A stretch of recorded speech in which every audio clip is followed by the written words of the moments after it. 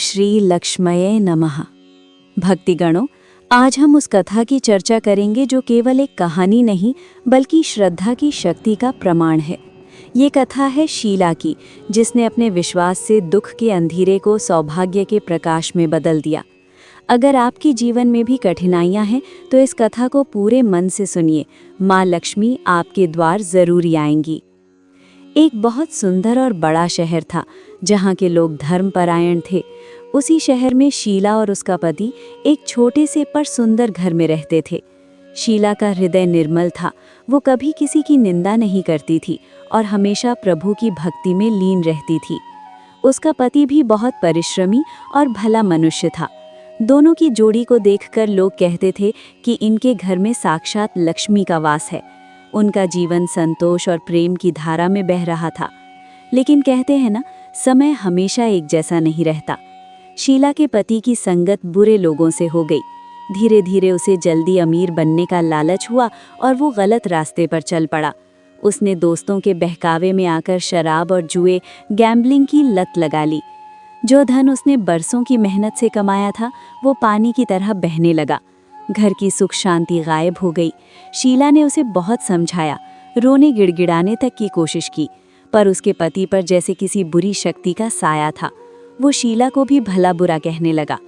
शीला, जो कभी सुंदर वस्त्रों और गहनों से सजी रहती थी, आज फटे पुराने कपड़ों में रहने को मजबूर हो गई। उसके चेहरे की चमक चली गई, पर उसके मन से माँ लक्ष्मी का नाम नहीं गया।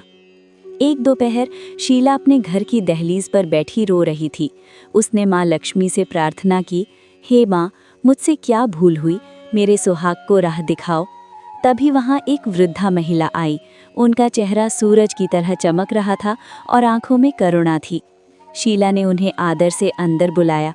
माँ जी ने पूछा, बेटी, तो इतनी व्याकुल क्यों है?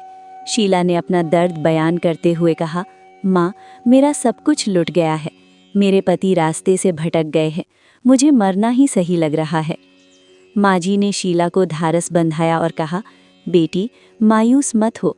जब सारे रास्ते बंद हो जाते हैं तो माँ का दरवाज़ा खुला रहता है। तू वैभव लक्ष्मी व्रत कर। माँ जी ने विस्तार से विधि बताई।